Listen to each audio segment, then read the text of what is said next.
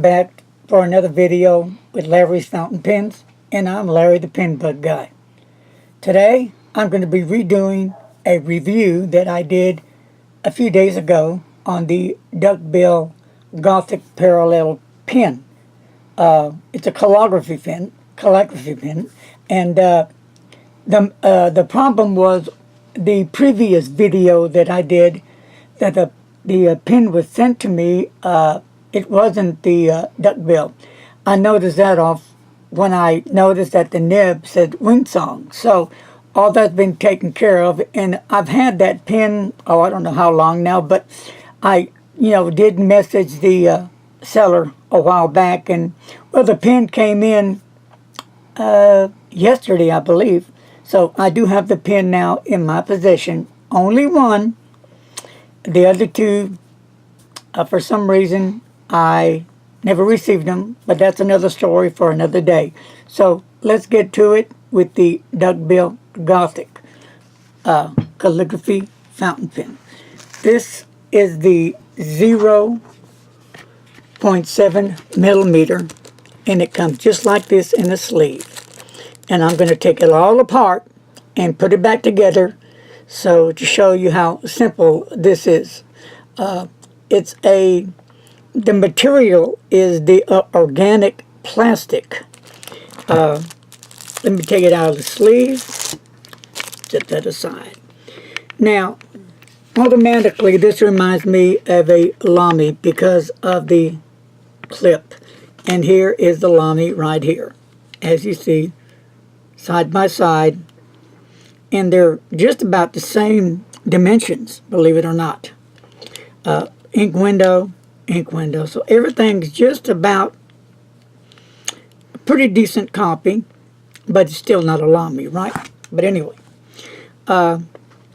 it's a clear demonstrator, and what's cool about this pen, you'll be able to see the ink in the converter that's in the barrel. You can't use this as an eyedropper. Why? Because it's got the little holes in the side of the barrel, and you would have ink all over the place.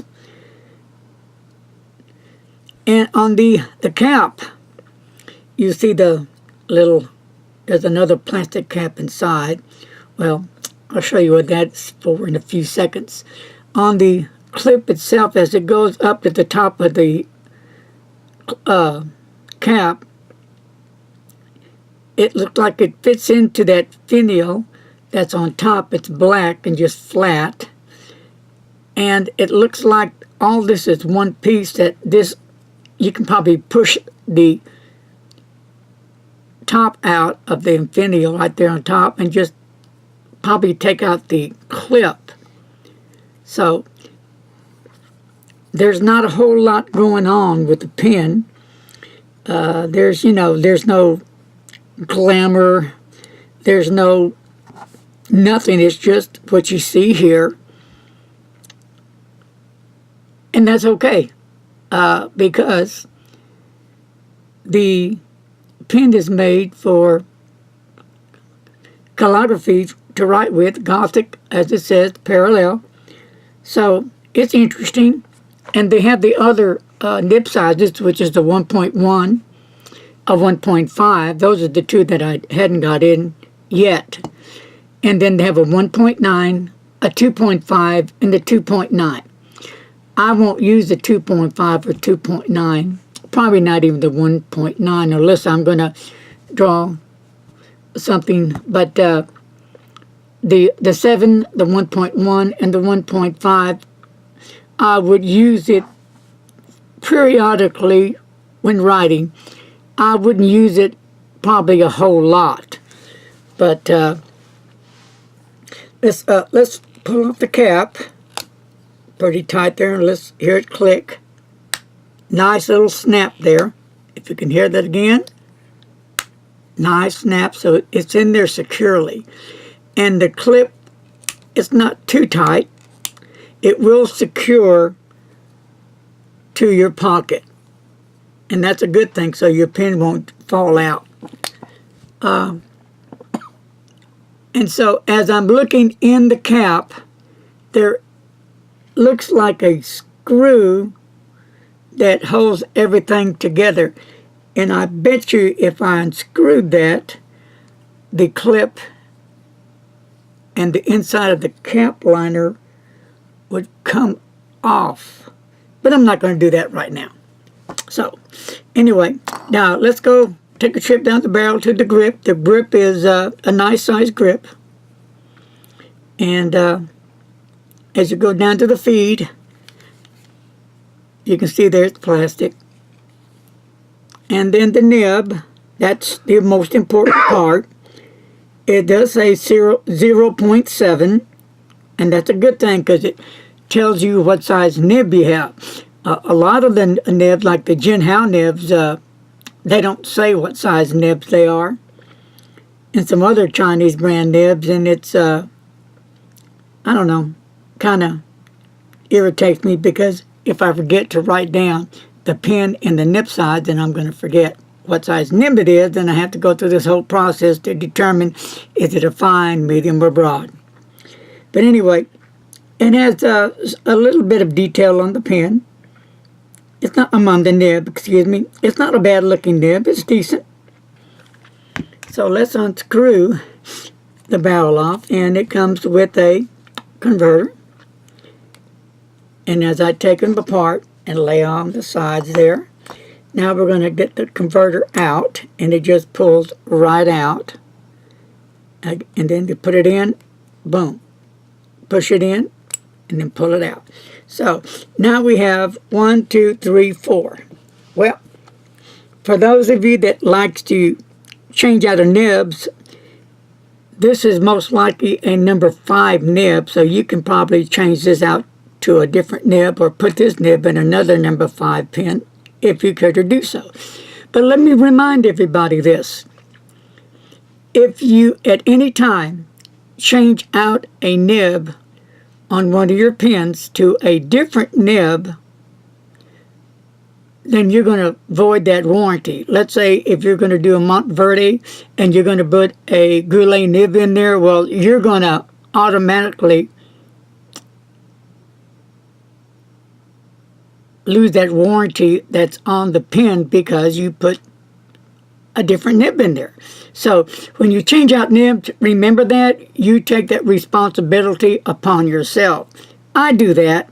I've taken that responsibility upon myself, and I'm okay with it. I have a lot of fun changing out my nibs to different sizes.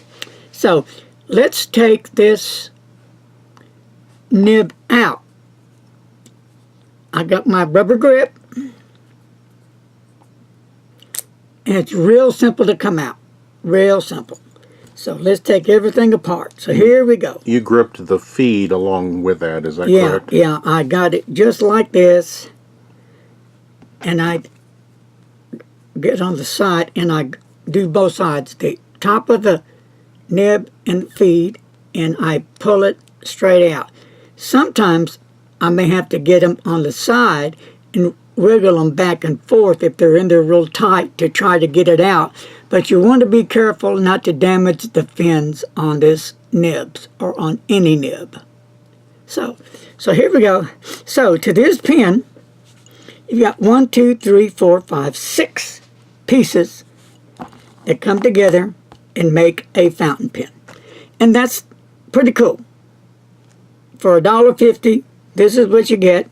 So let's put it back together, and then let's give it a writing test, because I am as curious as you guys are how well this pen will write. So you want to line everything up to make sure, and then we'll put it right back in. And it should slide in there. Yes, there it goes.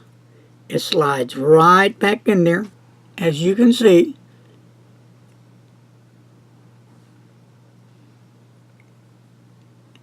So that's a good fit, perfect fit, no problems. Reinstalling the nib, I like that. And then we'll put our converter in. Now we're getting close to party time. So I'm going to get my ink, and I always shake up my bottles of ink to make sure it's nice and mixed in there if it's been sitting especially for a while. And this is one of my favorite all-time inks, KWZ ink. And it's an exclusive for Hippo. It's Hawaii blue. It's one of my all-time favorite blues. It's just a killer of a blue. So, and let me get some napkins, and we'll get started here. Move this aside. And here we go.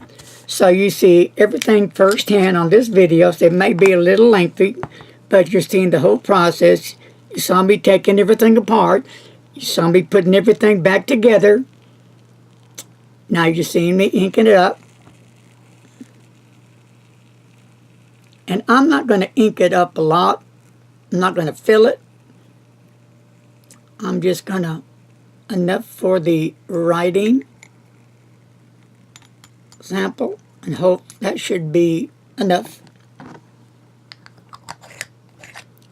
Close this back up and set it aside. Now, and don't be scared if you get your fingers, look, if you get your fingers all inky, hey, love your pen, and your pen will love you back, and that's just part of being a fountain pen user. We're gonna get our fingers inky, but that's okay. Before I do some writing, now I'll go back and post it. So there it is, posted. The pen is put back together. It's inked up. And it's ready to write. Now,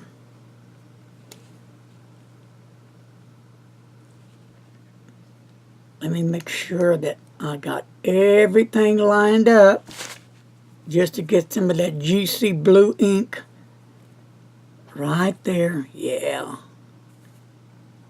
It washes, right? So I'm Papa Smurf. So, and the grip is like the Lamy. It has the two little sides there. So you hold it one way. So when you put this nib and feed in, it's going to line up with your grip. It's going to go right in there, and so that way you know you have the nib in correct, because when you place your fingers on it, it's all going to be uniform together.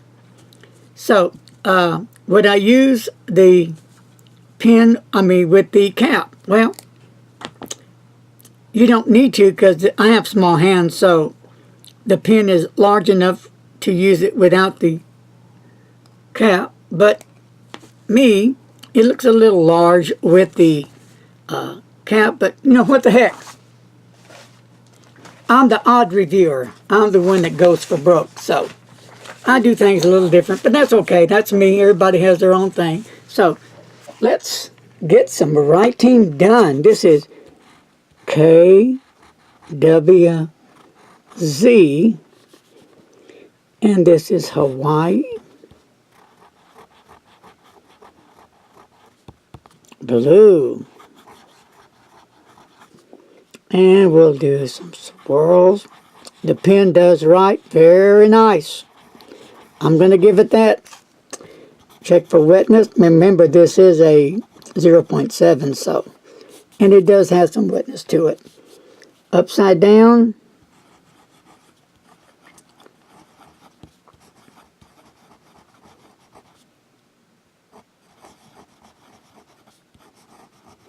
Does just fine.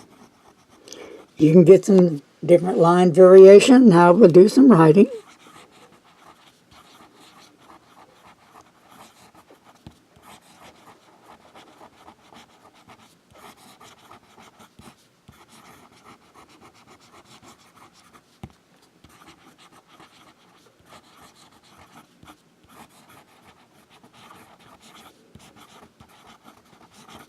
And it writes just fine. It's a nice nib. This nib wrote pretty well. No problems with the nib. No problems with the ink flow. Everything did what it's supposed to do, and it's not scratchy. And it just glides across the paper. So let me just try.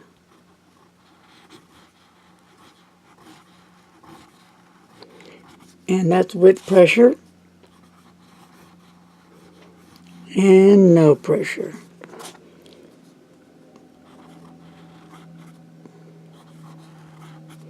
And this is with pressure and no pressure.